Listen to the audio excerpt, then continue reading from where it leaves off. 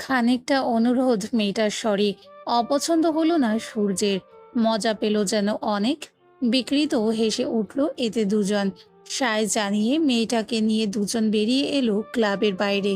মেয়েটা দুজনকে নিয়ে এগিয়ে গিয়ে অন্ধকারে ভিড় করা একটা গাড়িতে চড়ে বসলো। দুজন নেশাগ্রস্ত হয়ে সুখের সাগরে ভেসে বুঝলই না মেয়েটা তাদের কোথায় নিয়ে এসেছে কিংবা কার গাড়িতে চড়িয়েছে।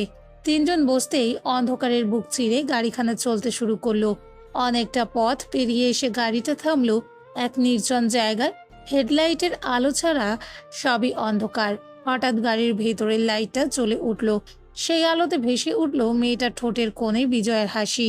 গাড়ির সিটে পড়ে আছে দুজন পুরুষের নেশায় ঢুলুঢুলু শরীর দুখানা। মেয়েটার আর কিছু না দেখে নেমে এলো গাড়ি থেকে।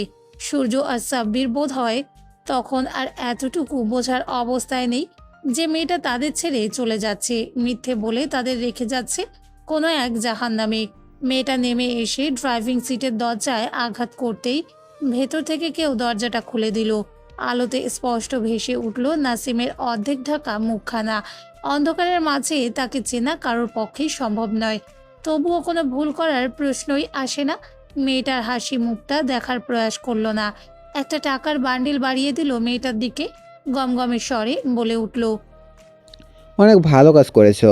তবে মুখটা বন্ধ রাখো, তোই ভালো তোমার জন্য। ও আদারওয়াইজ জাহান্নামের দরজা তোমার জন্যও খোলা হবে। রিস্ক নিতে যেও না আছে। মেয়েটা বোধহয় ভয় পেল। মুখের হাসিটা নিভে গেল। তবে তার কি, সে কাজ পেয়েছে আর করে দিয়েছে। এত টাকা পেয়েছে, এটাই অনেক। সে এত নির্বোধ নয়। নাসিমকে অভয় দিয়ে বলে উঠল, একদম চিন্তা করবেন না স্যার, নিশ্চিন্তে থাকুন। কেউ কিচ্ছুটি জানবে না। আর কোনো কাজ থাকলে জানাবেন। নাসিমের জবাব দেওয়ার প্রয়োজন মনে করল না। ভেতরে পড়ে থাকা সূর্য আর সাব্বিরকে দেখে বোধহয় অধর এলিয়ে বিজয়ের হাসি হাসল। তারপর প্রবল বেগে গাড়িটা ছুটিয়ে চলে গেল অনেক দূরে, একেবারে লোকচক্ষুর আড়ালে, যেখানে সৃষ্টি করেছে তাদের এক নিজস্ব জাহান্নাম, যেখানে পাপীদের বিচার করে তার শ্রদ্ধেয় বড় ভাই। পরের দিন ভার্সিটি শেষ করে বের হলো দুজন। আশেপাশে ছাত্রছাত্রীদের ভিড় জমেছে। সেই ভিড় ঠেলে বেরিয়ে এলো ভার্সিটির বাহিরে। আজ আর গেটের কাছে কোনো গাড়ি দাঁড়িয়ে নেই। অদ্রিজা এতে খানিকটা বিস্মিত। প্রিয়তার পানে তাকাতেই সে মুচকি হেসে বলে উঠল, আজ তোর দিবর আসছে নিতে, বলেছি লাঞ্চের ট্রিট হিসেবে একটা রেস্টুরেন্টে নিয়ে যাবেন। সময়টা এতে কেটে যাবে ভালোই বল। অদ্রিজা আলতো হেসে মুখে আওড়ালো, হ্যাঁ, তা ঠিক। তোরা দুজন যা না, আরো ভালো লাগবে। আমি বরং বাড়ি যাই। খবরদার, বাড়ি যাওয়ার কথা বলেছিস তো, আমরা একসাথে যাব। আর আমি কি কোনো ডেটে যাচ্ছি যে একা যাব? বেশি বোঝা বাদ দে। কথার পৃষ্ঠে প্রিয়তার ঝাড়ি খেয়ে মুখ বন্ধ হয়ে গেল অদ্রিজার। তার সাথে যেতে কোনো সমস্যা নেই। সে তো কেবল ভেবেছিল বান্ধবী কিছুটা একাকী সময় কাটাক নিজের স্বামীর সাথে। কিন্তু পাগলিটা তা বুঝলে তো। তার ভাবনার মাঝে প্রিয়তা পুনরায় বলে উঠল, তুই বরং ভাইয়াকে কল করে আসতে বল, তাহলে আরো ভালো হবে। কোথাও তো ঘুরতে যাওয়া হয় না আমাদের, এতে অন্তত কিছু সময় একসাথে কাটানো হবে। প্রস্তাব পছন্দ হয়েছে, তবে অদ্রিজাকে খানিকটা ভাবুক দেখালো। লোকটা সকালে বলেছিল অনেক কাজ আছে, হয়তো এখনো ব্যস্ত আছে। আসবে কি লোকটাকে বললেই? অদ্রিজাকে চুপচাপ দাঁড়িয়ে থাকতে দেখে প্রিয়তা বিরক্তি হয়ে কাঁধে আলতো ধাক্কা মেরে বলল, কি হলো, ফোন কর, বলে দেখ অন্তত কি বলে। অদ্রিজা ব্যাগ থেকে নিজের ফোনটা বের করলো। স্বামী যান লিখে সেভ করা নাম্বারটা বের করে কল লাগালো। 2-3 বার রিং হতেই ওপাশ থেকে ফোন রিসিভ হলো। ভেসে এলো রুদ্ধর গম্ভীর শান্ত কণ্ঠস্বর। বলো, কোনো সমস্যা হয়েছে? গাড়ি জানে এখনো তোমাকে নিতে? গম্ভীর স্বর শুনে কিছুটা আশ্চর্য হলেও তার জন্য চিন্তা করতে দেখে হাসি ফুটলো অদ্রিজার মুখে। কোমল স্বরে বলে উঠল, সব ঠিক আছে। রনাক ভাইয়া নিতে আসছে, ট্রিট দিবে বোধহয়। আচ্ছা, যাও আর এনজয় করো। কথার পৃষ্ঠে দ্রুত বলে উঠল রুদ্ধ।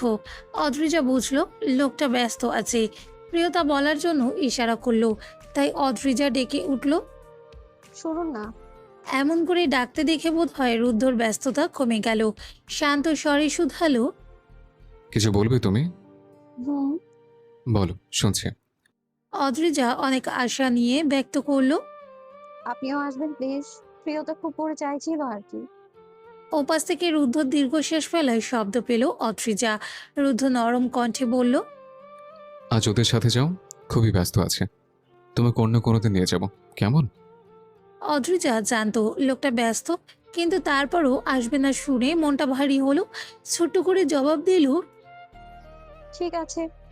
বলেই ফোনটা কেটে দিল। মুখের হাসিটুকু গায়েব হলো। প্রিয়তা বোধ হয় বুঝলো, পাশ থেকে বান্ধবীকে জড়িয়ে ধরে আওড়ালো, ইটস ওকে জানু, অন্য কোনো দিন ভাইয়ার সাথে ঘুরে আসিস। হুম। ভোতা মুখে জবাব দিল অদ্রিজা। এর মাঝেই রোনাকের গাড়িটা এসে উপস্থিত হলো। অদ্রিজা চায় না তার জন্য প্রিয়তার মন খারাপ হোক, তাই মুখে হাসি ফুটিয়ে তুলল। দুজন একসাথে গিয়ে উঠে বসলো গাড়িতে।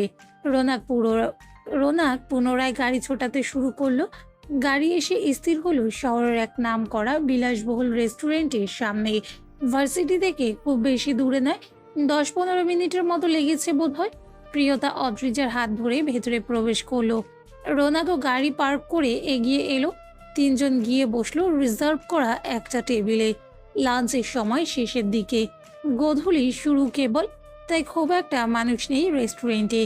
যারা আছে কেবল ছড়িয়ে ছিটিয়ে আছে, তবে সর্বত্র জুড়েই শান্ত ভাব। এসির হাওয়ায় শীতলতা জড়িয়ে আছে। চাকচিক্যতা আর সৌন্দর্য দেখে যেন চোখ ধাঁধিয়ে যাওয়ার উপক্রম।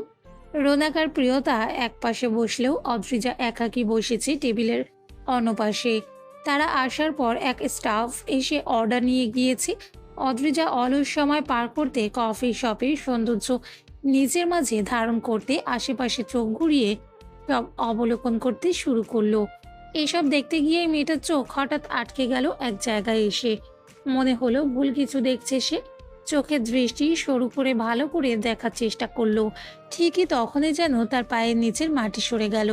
তার বিপরীত পাশে, তবে কয়েক টেবিল পরে গিয়ে সম্মুখ বরাবর একটা টেবিল স্বয়ং রুদ্ধ বসা।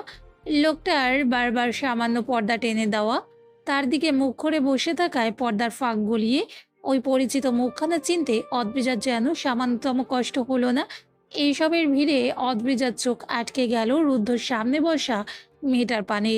যদিও মেয়েটার মুখ দেখা যাচ্ছে না, তবুও পোশাক আর চুলের কারণে স্পষ্ট বোঝা যাচ্ছে কোনো মেয়েই হবে এটা। আর এটাই যেন অদ্রিজার শ্বাস ভারী করে তুলল। লোকটা তো বলেছিল ব্যস্ত আছে, তার সাথে আসতে পারবে না। অদ্রিজাকে স্থির দৃষ্টিতে তাকিয়ে থাকতে দেখে রোনাকার প্রিয়তা খুব আশ্চর্য হলো। মেয়েটা এমন করে কি দেখছে? কৌতূহলী হয়ে অদ্রিজার চোখ বরাবর তাকাতেই তারাও স্তব্ধ হয়ে গেল।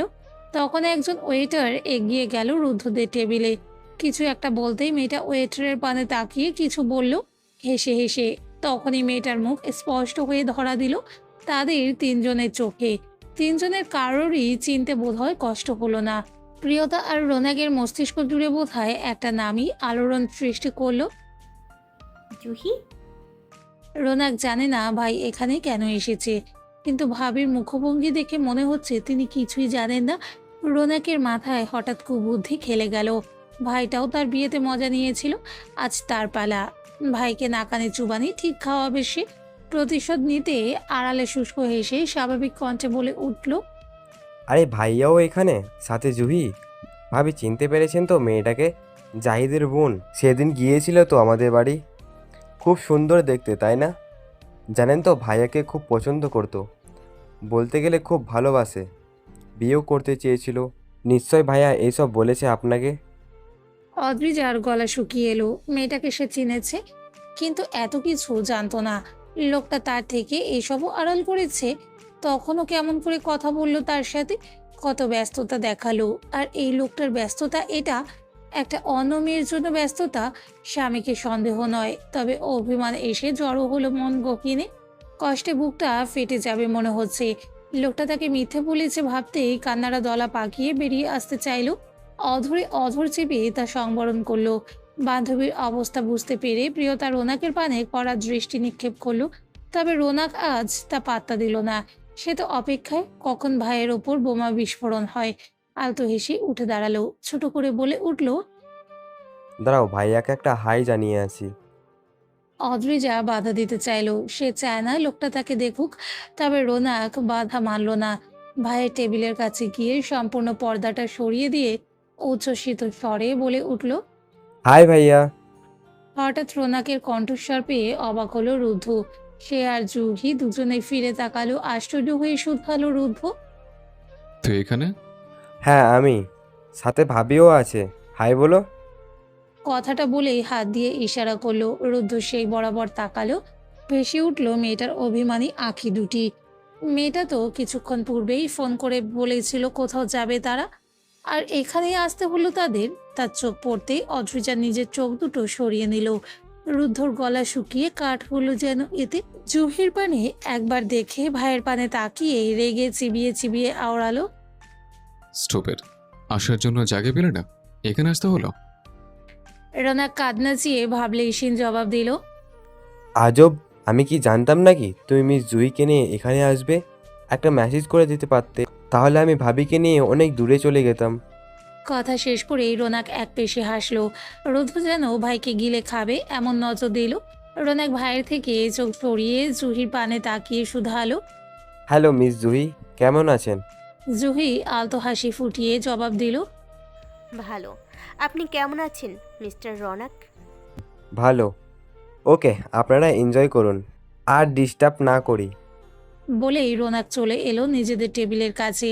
রোনাক এসে বসতে না বসতেই অদ্রিজা উঠে দাঁড়ালো। নিজের ব্যাগটা ধরে স্বাভাবিক থাকার চেষ্টা করে আওড়ালো। আমি বাড়ি যেতে চাই ভাইয়া, ক্ষুধা নেই, আপনারা বরং খেয়ে আসুন। বলেই মেয়েটা কোনো কথা শোনার চেষ্টা না করে হাঁটতে শুরু করলো। বান্ধবীর দেখা দেখি প্রিয়তাও উঠে গেল। মেয়েটা একা চলে গেল, সে কি করে খাবে? বউয়ের দেখা দেখি রোনাকেরও আর খাওয়া হলো না। শুধু শুধু কতগুলো টাকা বিল দিতে হলো তাকে। কোনো ব্যাপার না, ছেলেটাও চলে গেল বউ আর ভাবির পিছু পিছু। রুদ্ধ নিজের জায়গায় বসে সব অবলোকন করলো, তবে উঠে আর বউয়ের নিকট এলো না। কে জানে আজ তার কপালে কি আছে। বউয়ের অভিমানী চোখ দুটো স্মরণ হতেই বুকটা চিরে একটা দীর্ঘশ্বাস বেরিয়ে এলো। জুহিও সব অবলোকন করলো। মেয়েটার অভিমানের পাশাপাশি রুদ্ধর বউয়ের জন্য অস্থিরতাও। সে কেবল আলতো হাসলো, সব পরখ করে আর বুঝতে পেরে। রুদ্ধ বাড়ি ফিরল সন্ধ্যা নাগাদ। এত ব্যস্ততার মাঝেও ছুটে এসেছে শুধুমাত্র মেয়েটার জন্য। না জানি কেমন রেগে আছে। দ্রুত কদমে রুদ্ধ বাড়ির ভেতরে প্রবেশ করলো। সিঁড়ি ভেঙে উপরে উঠে নিজের রুমের দিকে অগ্রসর হলো। রুমে এসে হতাশ হলো যখন রুমে কাউকেই পেল না। নিজেদের ব্যালকনি, ওয়াশরুম সব জায়গায় খুঁজলো, না পেয়ে পুনরায় নিচে নেমে এলো। কিচেন পর্যন্ত আর যেতে হলো না। পথিমধ্যেই নূর বেগমের সাথে দেখা হতেই রুদ্ধ ডেকেই শুধিয়ে উঠল। মা, তোর বৌমা কই? ছেলের প্রশ্নে নূর বেগমকে আশ্চর্য হতে দেখা গেল খানিকটা। পরক্ষণে স্বাভাবিক স্বরে প্রতি উত্তর দিলেন। সেই তো বিকেলে বাড়ি ফিরে ব্যাগপত্র গুছিয়ে এসে বলল, আম্মু আমি বাড়ি যেতে চাই। আমিও পারমিশন দিয়ে দিলাম। কেন, তোকে বলে যায়নি? এই, তোদের মাঝে কিছু হয়েছে? রুদ্ধ চোখ বুঝে নিয়ে এক হাতে কপাল চুলকে জোরে একটা শ্বাস টেনে নিল। নিজের মাঝে মায়ের উদ্দেশ্যে জবাব দিল। তেমন কিছু না, আসছি আমি। বলে যেমন ব্যস্ত পায়ে বাড়ি এসেছিল তেমন ব্যস্ত পায়ে বেরিয়ে গেল বাড়ি থেকে। গাড়িতে চড়ে যত দ্রুত সম্ভব ছুটে গেল হাসনাবাদের দিকে। চাইলে পরেও মেয়েটার রাগ ভাঙাতে পারে সে, কিন্তু হঠাৎ করে বউয়ের জন্য মনটা কেমন করছে তার। তাই এত ব্যস্ততা কাজ চুলোয় যাক, আগে বউ প্রয়োজন। বুঝলো না মনটা হঠাৎ কেন এমন করছে। রাস্তাও যেন শেষ হচ্ছে না এমন মনে হলো। একটা সময় পথ শেষ হলো, ততক্ষণে বাইরের আলো ফিকে পড়েছে। অন্ধকারে তলিয়ে আসছে ধরণী। রুদ্ধ বড় বড় কদম ফেলেই শ্বশুর বাড়িতে পা রাখলো।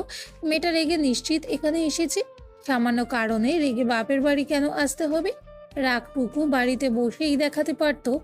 খোলা দরজা পেরিয়ে বাড়ির ভেতর পর্যন্ত আসতেই কিচেন বরাবর চোখ পড়তেই শাশুড়ি মাকে দেখতে পেল। আগে সেদিকেই এগিয়ে গেল, সালাম জানিয়ে শুধালো।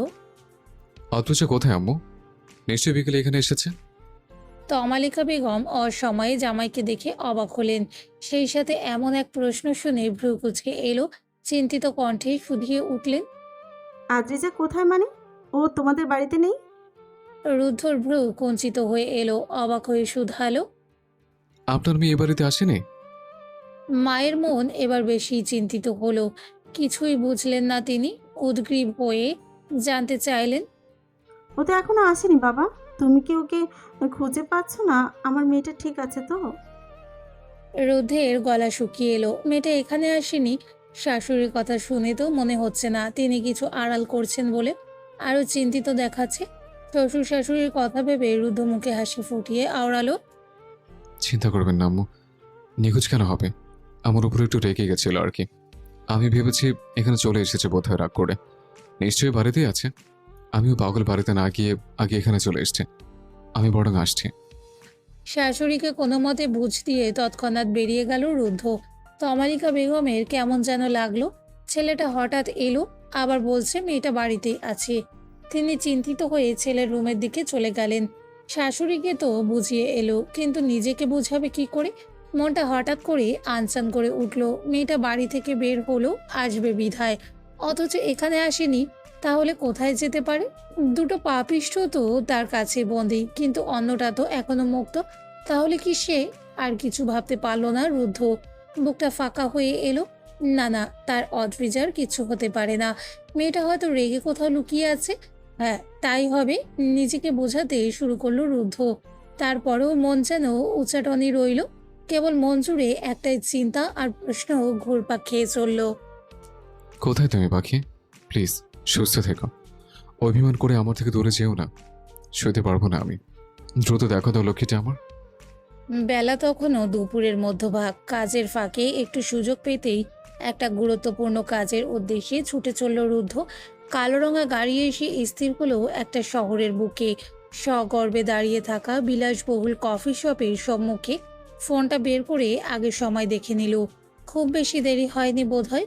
গাড়ি থেকে নেমে ত্রস্ত পায়ে এগিয়ে গেল কফি শপের ভেতরে। কয়েক টেবিল পেরিয়ে একটা ভিআইপি টেবিলের সম্মুখে আসতেই অনেক পরিচিত মুখখানা নজরে এলো। সালাম জানিয়ে বসলো অপেক্ষাকৃত মানুষটার সম্মুখে অনপাশে। হালকা করে শুধু নিজের কাছের পর্দাটা টানিয়ে দিল, যাতে লোকজন তাকে দেখে চিনতে পেরে কোনো তামাশা না করে কিংবা অস্বস্তি বোধ না করে। জুহি দেখলো রুদ্ধর আগমন। তার সম্মুখে বসা ছেলেটাকে দেখেই যেন বুকের ভেতর কেমন অন্যরকম সুর বয়ে যায়। কিন্তু যখনই মনে পড়ে ছেলেটা তার নয়, তখন মনে হয় দুঃস্বপ্ন থেকে জেগে ওঠে সে। মন কাননে কষ্ট এসে হানা দেয়। সেই কষ্ট সব কিছু যেন চুরমার করে রেখে দেয়। হাজারখানেক হাড় ভাঙার ব্যথা অনুভব হয়। মানুষটা ভালো আছে দেখলে যেমন খুশি লাগে, তেমন আফসোসও জাগে। মানুষটা কেন তার হলো না? এত ভালোবাসার পরও বুঝি খামতি থেকে গিয়েছিল। সেই না পাওয়ার আফসোস থেকেই মেয়েটা রুদ্ধকে দেখতে কেমন করে বলে উঠল, কত ভালো হতো তাই না, যদি সব অপেক্ষা শেষে আপনাকে এমন করে পেয়ে যেতাম। রুদ্ধর অস্বস্তি হলো। কি জবাব দিবে সে? এমন না সে অপরাধী কিংবা মেয়েটা তাকে দোষারোপ করে কখনো, কিন্তু না পাওয়ার কষ্ট সে অনুভব করেছে কোনো এক সময়। তাই মেয়েটার কষ্ট তাকে আঘাত করে, সহানুভূতি জন্মে। কারণ মেয়েটার চোখে স্পষ্ট নিজের প্রতি ভালোবাসা দেখে সে। কথা ঘোরাতে শুধিয়ে উঠল, তা কেমন আছেন? বাড়ির সবাই কেমন? রুদ্ধকে কথা পাল্টাতে দেখে আলতো ব্যথাতুর হাসি ছুড়ে দিল জুহি। স্বাভাবিকভাবেই প্রতি উত্তর দিল, এই সবাই ভালো। আপনি কেমন আছেন? ভালো। তো কাজের কথা আসা যাক। কাজের কথা শুনতেই জুহির মনে পড়ল সে এখানে রুদ্ধকে ডেকে আনেনি, বরং রুদ্ধ তাকে বলেছে দেখা করে কথা বলতে চায়। কোন বিষয়ে বলবে তাও জানে, তবুও যেন মন ভাবতে চায় এটা কাজের জন্য না হয়ে তাদের একান্ত মুহূর্ত হলেও পারত। উফ, ছেলেটাকে সম্মুখে থেকে দেখলেই কেমন এক নীরব যন্ত্রণায় এসে ঘিরে ধরে তাকে। তা না চায় বলা, আর না চায় সহ্য করা। নিজের কষ্টকে বুকে চেপে জুহি একটা ফাইল এগিয়ে দিল রুদ্ধর সম্মুখে। মুখে আওড়ালো, এখানে ওর সমস্ত মেডিকেল হিস্টোরি আছে, পড়ে নিন। রুদ্ধ ফাইলটা টেনে নিজের কাছে নিল, তবে খুলে দেখলো না। উপর থেকেই কি সব দেখতে দেখতে জুহির উদ্দেশ্যে আওড়ালো, আমার স্ত্রীর ধর্ষণের সাথে আপনার ভাই যুক্ত ছিল। এ বিষয়ে কি জানান আপনি?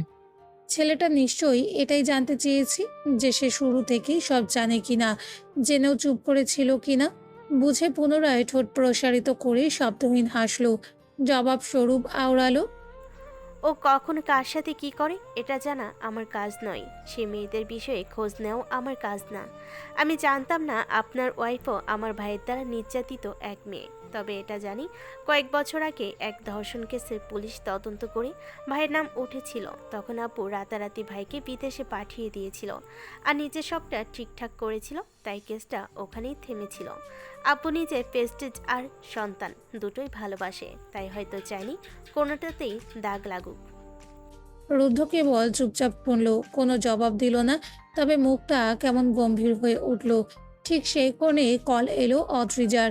ফোন রিসিভ করে কথা বলার সময় চেয়েও পারল না গম্ভীর ভাবটুকু দূর করতে। জুহি হয়তো বুঝলো কে কল করেছে। রুদ্ধ ফোনটা কেটে দিতেই আওড়ালো, আপনার ওয়াইফ ছিল বুঝি? আপনার সমস্যা থাকলে যেতে পারেন, অন্য কোনো দিন না হয় কথা বলবো আমরা। ইটস ওকে, আপনি বলুন। আপনার কখনো মনে হয় না আপনার ভাইয়ের কঠোর শাস্তি পাওয়ার প্রয়োজন? খুব খারাপ হওয়া উচিত ওর সাথে। নিজের ভাইয়ের ব্যাপারে হয়তো অন্যের মুখে এসব শুনেই সব বোনেরই খারাপ লাগবে। জুহিরও লাগলো, লজ্জাও পেল ভাইয়ের জন্য। তার মা বাবা তো এমন নয়, তাহলে ভাইটা কেন এমন হলো? তবে ভাই যা করেছে তার জন্য শাস্তি অবশ্যই পাওয়া উচিত ভেবে কঠোর কণ্ঠে আওড়ালো, অবশ্যই পাওয়া উচিত। কখনো কখনো মনে হয় আমি নিজে গিয়ে ওর নামে মামলা করে আসি। ভাববেন না ভালো সাজার জন্য এসব বলছি। চাইলে ওকে শাস্তি দেওয়া খুব বেশি কঠিন না আমার জন্য, তবে বাধা পড়ে যায় শুধু আব্বুর জন্য।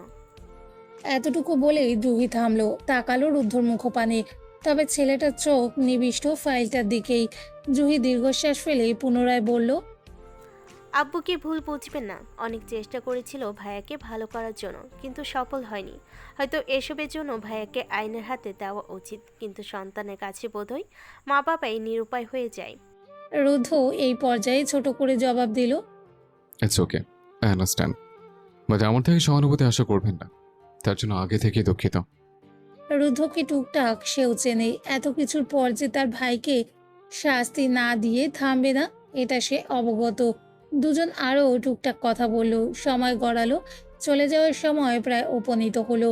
জুই আবদার করলো তার সাথে একটা কফি খাওয়ার, না করতে পারলো না রুদ্ধ। একটা ওয়েটারকে ডেকে পাঠালো, সে এলো 2 মিনিট বাদে। ছেলেটা অর্ডার নিয়ে চলে যাওয়ার মিনিট 2 বাদেই কোথা থেকে রোনাক এসে হাজির হলো। রুদ্ধ যখন বউকে তাকিয়ে দেখলো তখনই বুকটা কেঁপে উঠল। সে মিথ্যে বলেনি, তবুও সচোখে এসব দেখে ভুল বুঝবে না তো মেয়েটা তাকে? কষ্ট পাবে না তো? অবশ্য মেয়েটা যা নরম মনের, কষ্ট তো ঠিকই পাবে। ভয়ও হলো, আবার অস্থিরও। মেয়েটাকে সেখান থেকে অভিমান করে যেতে দেখলেও উঠল না। যা অভিমান করার তা তো করেছেই, কিন্তু সম্মুখে বসা এই মেয়েটার মন ভেঙে দিতে ইচ্ছে হলো না। মেয়েটা তার জন্য অনেক কিছু করেছে। জুহি সব অবলোকন করে বুঝতে পেরে আলতো হাসলো, মুখে আওড়ালো, আপনি চাইলে যেতে পারেন রুদ্ধ, আই ডোন্ট মাইন্ড। রুদ্ধ উঠল না, সে কথার জবাবও দিল না। মেয়েটাকে 1 সেকেন্ডের জন্য তাকিয়ে দেখলো। অনেক আগে থেকেই চেনা খুব করে। বয়সটা কম নয়, বিয়ের বয়স পেরিয়ে গেছে বলতে গেলে। উল্টো নিজে শুধিয়ে উঠল, বিয়ে করছে না কেন জুহি? সামান্য এক প্রশ্ন যেন জুহির নিকট ধারালো ছুরিঘাতের ন্যায় মনে হলো, যা তার বুকটাকে রক্তাক্ত করে রেখে দিল। চোখ বুজে জোরে একটা শ্বাস নিয়ে নিজেকে স্বাভাবিক করে জবাব দিল, আপনার মতো আরেকটা রুদ্ধ কি খুঁজে পায়নি যে এখনো, তাই বিয়ে নামক বন্ধনে আবদ্ধ হয়ে ওঠেনি। অনেকের নিকট এটা হয়তো মজা লাগতে পারে, কিন্তু রুদ্ধর কাছে যেন বড্ড ভারী পড়ল। তার সামর্থ্যের মাঝে নেই মেয়েটার কষ্ট লাঘব করার। তবুও মেয়েটাকে খানিকটা বোঝানোর উদ্দেশ্যে আওড়ালো, যে যোগ্য নয় বা ভাগ্যে থাকে না তার জন্য কিসের অপেক্ষা? আপনার অসহায়তা দেখলে আমার অপরাধবোধ জাগে, যার দোষী আমি নই। প্লিজ বিয়ে করে নিন, হয়তো কল্পনার চেয়ে বেশি কিছু পেয়ে গেলেন। সবাই একটা হারিয়ে অন্যটা পাওয়ার আশাই দিন কাটায়। আমি না হয় আজীবন তার স্মরণেই কাটিয়ে দিলাম, যাকে একটা সময় খুব করে চাইতাম। ছিনিয়ে তো আর নিচ্ছি না। এর জন্য যদি আপনার খানিকটা অপরাধ বোধ হয় তাহলে মানিয়ে নিন না। না পাওয়ার ব্যথা তো কেবল আমি পাচ্ছি, আপনি না হয় তার খানিকটা অনুভব করলেন মাত্র। রুদ্ধ জবাব দেওয়ার মতো যেন কিছু খুঁজে পেল না, হয়তো জবাব দিতেই চাইল না। এর মাঝে কফি দিয়ে যেতেই রুদ্ধ যত দ্রুত সম্ভব তা শেষ করে উঠে দাঁড়ালো। বিল রেখে জুহিকে বিদায় জানিয়ে বেরিয়ে গেল সেখান থেকে। তার অফিসে গুরুত্বপূর্ণ একটা কাজ আছে, তা শেষ করেই যত দ্রুত সম্ভব বউয়ের কাছে ফিরতে চায় সে। জুহি কেবল সেই পানে তাকিয়ে থেকে ছেলেটার গমন দেখল। এক ঝাঁক আফসোস, দীর্ঘশ্বাস এসে তাকে যেন আঁকড়ে ধরে বসিয়ে রাখলো সেখানে। গন্তব্যে পৌঁছতেই ভাবনা থেকে বের হলো রুদ্ধ।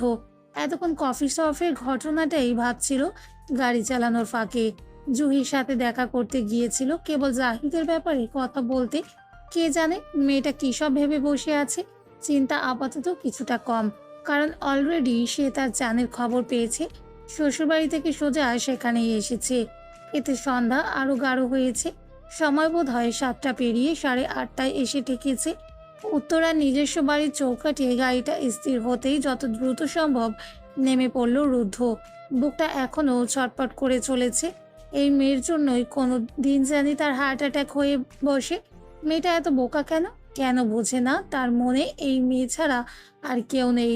এত অভিমান কেন করে মেয়েটা? একটা দীর্ঘশ্বাস ফেলে দ্রুত এগিয়ে গেল বাড়ির ভেতর।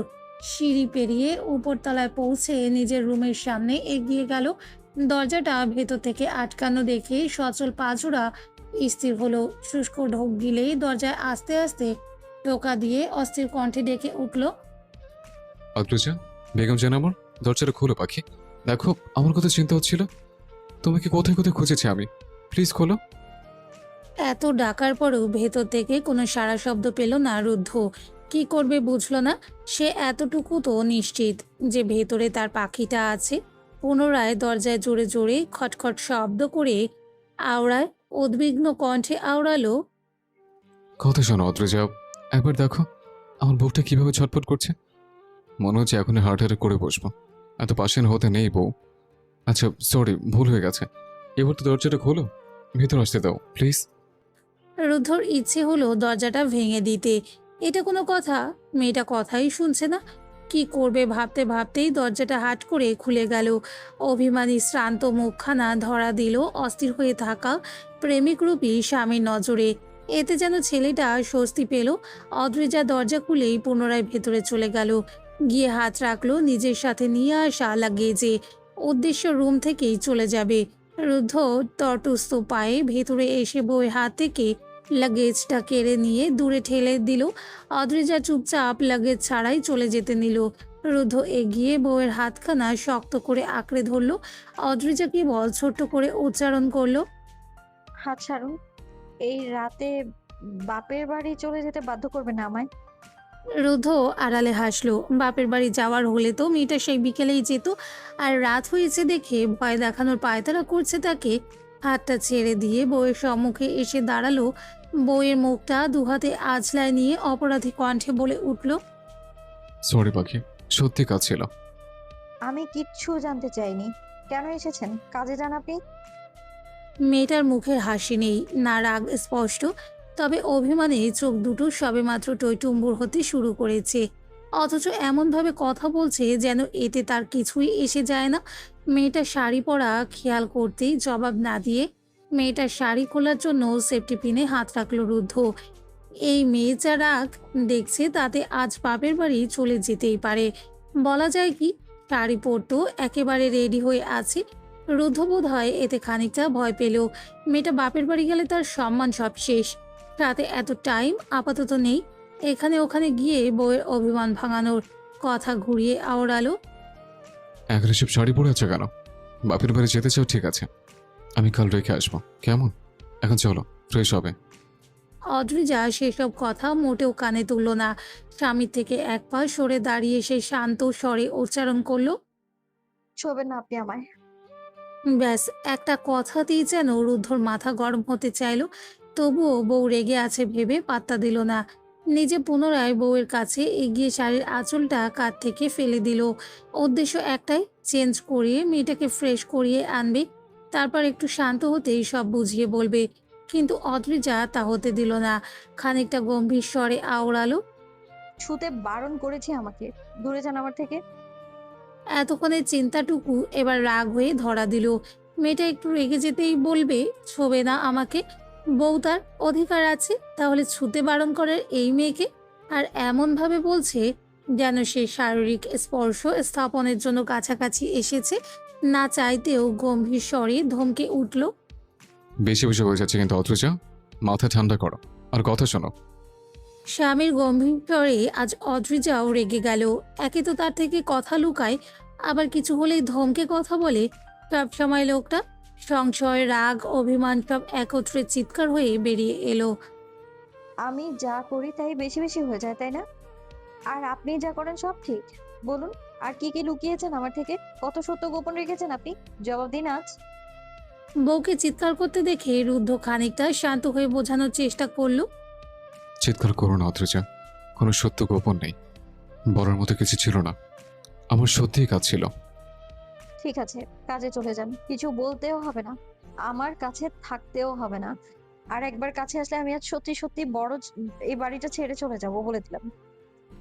রুদ্ধ শান্ত থাকার চেষ্টা করলো, কিন্তু সক্ষম হলো না। মেয়েটাকে হাত বাড়িয়ে ধরতে যেতেই মেয়েটার জায়গা থেকে সরে গেল। এই উপেক্ষা সহ্য হলো না রুদ্ধর। তবে আর চিৎকার চেঁচামেচি করলো না।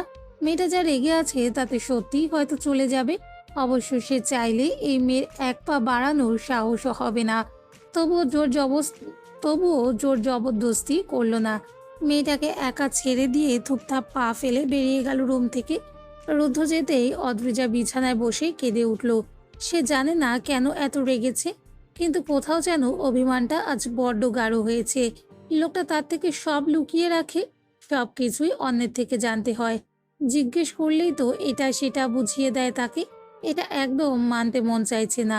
সব থেকে বেশি কষ্ট তখনই লাগছে যখন মনে পড়ছে লোকটা তাকে মিথ্যে বলে একটা মেয়ের সাথে রেস্টুরেন্টে সময় কাটিয়েছে, হোক তা যে কারণেই। কিন্তু স্বামীর পাশে কোনো মেয়েকে সে কি করে মেনে নিবে? তাও কিনা সেই মেয়ে তার স্বামীকে ভালোবাসে, বিয়ে করতে চেয়েছিল। তার তো ভাবতেই বুকটা কষ্টে ফেটে যাচ্ছে। আর নিষ্ঠুর পুরুষটা, সে একটু রেগে কি বলেছে তাতেই একা ছেড়ে চলে গেল, কথাই বলবে না আর। পাষাণ পুরুষ, রাগটুকু অ্যাক্সিলেটরের ওপর ফলিয়ে তীব্র গতিতে ছুটে চলল রুদ্ধ। মস্তিষ্ক যেন বড্ড গরম হয়ে আছে। মেয়েটা থেকে থেকে শুধু অভিমান করে বসে। সে করুক, তাই বলে তাকে ছুতে বারণ করবে? সে কি পরপুরুষ? কি এক জ্বালা! সে নিজের রাগ সংবরণ করতে ব্যর্থ হয়। আর বউটাও দিন দিন রাগী হতে শুরু করেছে। গাড়িখানা মেইন রাস্তা পেরিয়ে এসে এক জঙ্গলের পথ ধরে এগিয়ে এলো। এখানে আসার এখন কোনো ইচ্ছেই ছিল না, কিন্তু রাগটুকু বোধ হয় এখানেই মেটানোর ইচ্ছে জেগেছে। তাছাড়া দেখাও তো উচিত তার বিপরীত পক্ষ এখন ঠিক কেমন আছে।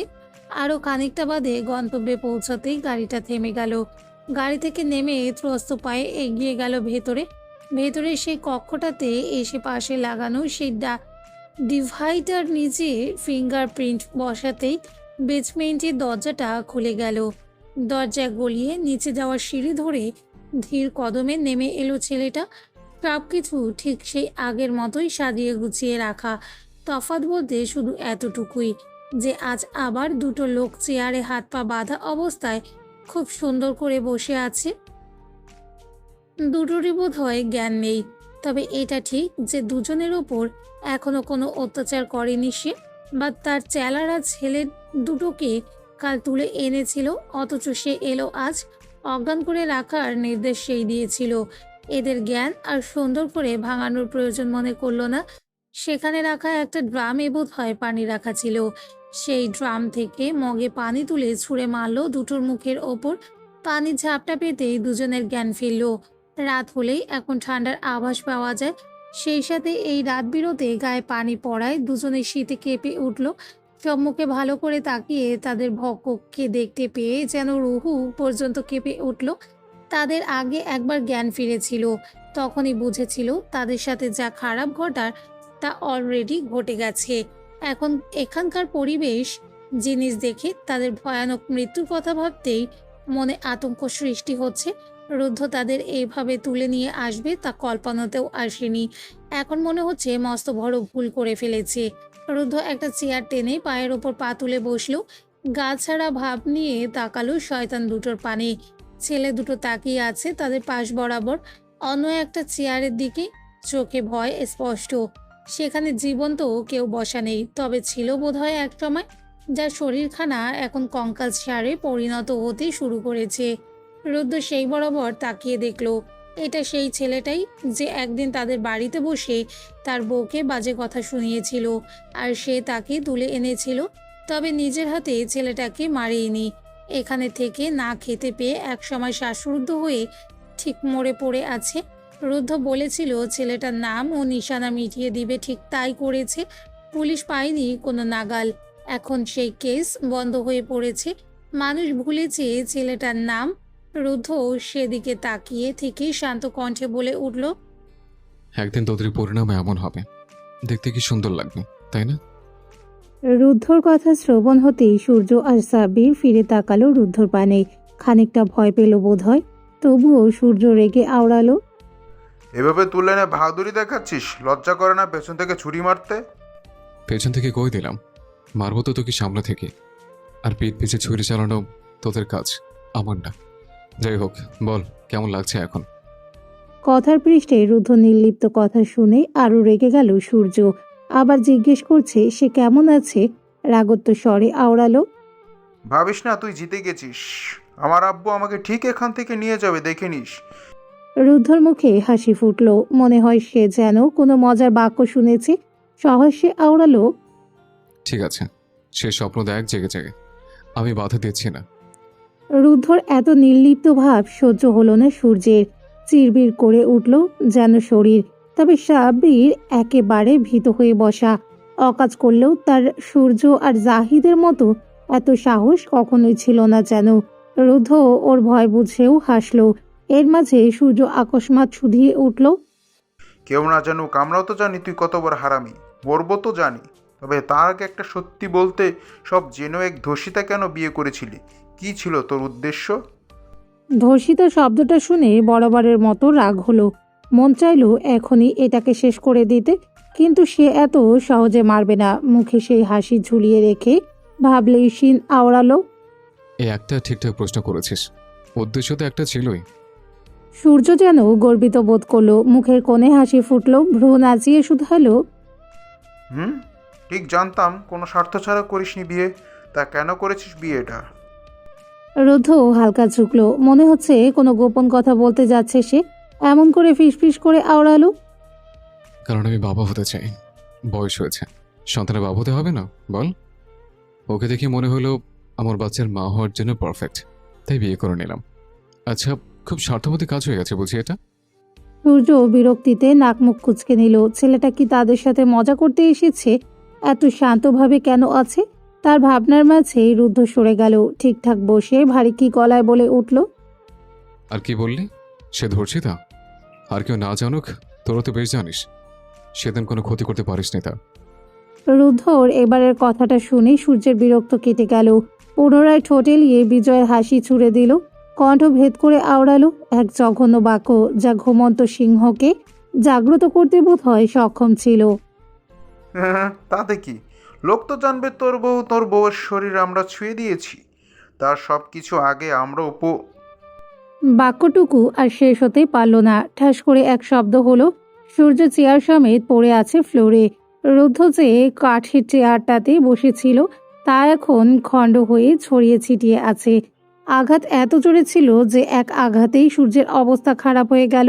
এই তো কিছুদিন আগের মারের দাগগুলো এখনো সম্পূর্ণরূপে নিশ্চিহ্ন হয়ে যায়নি। এখন আবার সেই নাকমুখ ফেটে যেন সেই ক্ষণেই রক্তপাত হতে শুরু করলো। সাব্বিরের এইসব দেখে কান্না করার উপক্রম হলো। ভয়েই ছেলেটা থরথর করে কাঁপছে। সেসব দেখার সময় নেই রুদ্ধর। রাগে সে পুনরায় সূর্যকে টেনে তুলল।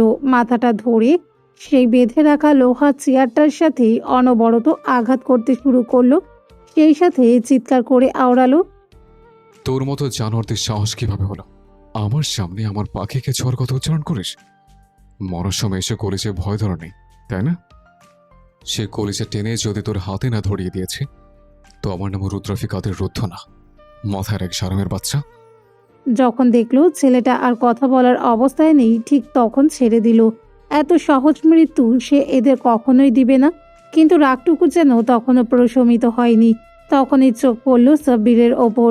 ভাবতেই মাথায় ক্রোধ এসে জমা হয়। এদের জন্য তার পাখিটা কি পরিমাণ যন্ত্রণা সহ্য করতে হয়েছে। ব্যস্ত পায়ে হেঁটে গিয়ে একটা লোহার দণ্ড নিয়ে ফিরে এলো। কোনো হুঁশিয়ারি ছাড়াই ভীত হয়ে বসে থাকা সাব্বিরকে আঘাত করে বসলো কান বরাবর। পরপর কয়েকটা আঘাত হানতেই ছেলেটার নাক মুখ চিরে রক্ত ছিটকে বেরিয়ে এলো। সেসব রুদ্ধ মন গলাতে সক্ষম হলো না, নিজের মতো বিড়বিড় করতে শুরু করলো। তোদের জন্য আমার বউটা অভিমান করে বসে আছে, আমাকে ভুল বুঝছে। বউ ছেড়ে আমাকে তোদের কাছে চলে আসতে হচ্ছে। আবার কিনা আমার রাগ আরো বাড়িয়ে দিচ্ছিস। এবার প্রতি সেকেন্ড অনুভব করবি ঠিক কার জিনিসের দিকে ভুল করে চোখ দিয়ে ফেলেছিলি। পাপের ঘরে এখানে পূর্ণ তোদের। সূর্য আর সাব্বির যন্ত্রণায় ছটপট করে উঠল, নেতিয়ে গেল শরীর, ছেড়ে দিতে বলার শক্তিও যেন আর নেই। আতঙ্ক সৃষ্টি হলো দুজনের মনে। বেশ বুঝেছে রুদ্ধ এত দ্রুত তাদের মারবে না, ছাড়া পাওয়া তো দূরের বিষয়, কিন্তু এতটুকু তারা সহ্য করতেই সক্ষম হচ্ছে না। তাহলে রুদ্ধ যখন আরো ভয়ঙ্কর রূপ ধারণ করবে তখন কি হবে তাদের সাথে? ভাবতে যেন আত্মায় কাঁপন ধরল। এদের এই ভয়ে ছটফটানো দেখে যেন খানিকটা শান্তি পেল রুদ্ধ। লোহার দণ্ডটা ছুঁড়ে ফেলে দিল দূরে কোথাও, আর তাকিয়ে দেখলো না দুজনের মর্মান্তিক অবস্থা। ক্ষতবিক্ষত অবস্থায় দুটোকে সেখানে ফেলে রেখে বেরিয়ে এলো বেসমেন্ট থেকে। উপরে এসে দরজা আটকে দিয়ে সব আগের মতো করে রেখে বাড়িটা থেকে বেরিয়ে এসে নিজের গাড়িতে চেপে বসলো। গাড়ির জানালার ফাঁক গলিয়ে বাড়িটাকে আরেকটা বার দেখে নিল। তীব্র বেগে গাড়ি ছুটিয়ে চলে গেল শহরের উদ্দেশ্যে। রুদ্ধ ফিরল অনেক রাত করে, হাতে একটা প্যাকেজ নিয়ে। সদর দরজা পেরিয়ে ভেতরে প্রবেশ করতেই দেখা পেল নিঃস্ব রমণীর। ওপর থেকে নিচে এসে হলরুমের সোফায় ঘুমিয়ে পড়েছে। এখন আর পরনে শাড়িটি নেই, হয়তো নিজেই ফ্রেশ হয়ে নিয়েছে। রুদ্ধ সেদিকে এগিয়ে না গিয়ে সামনে একটা টেবিলে হাতের ব্যাগটা রাখলো, এতে বিরিয়ানি রাখা। সে খুব ভালো করেই জানে মেয়েটা সকালের পর থেকে আর কিচ্ছুটি মুখে তোলেনি। খাবারটা রেখে সে আগে উপরে গেল ফ্রেশ হতে। যত দ্রুত সম্ভব ফ্রেশ হয়ে পুনরায় নেমে এলো নিচে, এগিয়ে গিয়ে বসলো বউয়ের পাশে সোফায়। আলতো ঝুঁকে মেয়েটার এলোমেলো কেশগুলো সরিয়ে কানের পাশে গুজে দিল, আর একটু ঝুঁকে বউয়ের কপালে ওষ্ঠ চেপে ধরল। তখন যেমন রেগে চলে গিয়েছিল তেমন এখন রাগের ছিটে ফোটাও নেই তার মাঝে। নিজের আত্মার উপর কেউ কি করে রেগে থাকতে পারে? বউকে ডাক দিয়ে জাগিয়ে তুলল না, বরং মেয়েটাকে হঠাৎ ঝাটকা টান মেরে কোলে বসিয়ে নিল। নাড়াচাড়া পেয়ে অদ্রিজার ঘুমটা হালকা হয়ে এলো। পিটপিট করে চোখ মেলে স্বামীকে কাছাকাছি পেয়ে দুহাতে গলা আঁকড়ে ধরল। সে কত সময় অপেক্ষা করেছিল লোকটার। অপেক্ষা করতে করতে কখন ঘুমিয়ে পড়েছিল তা বুঝতেই পারেনি। আর মশাইয়ের এখন আসার সময় হয়েছে। নিশ্চয়ই তার ভুলের জন্য লোকটা রেগে গিয়েছিল।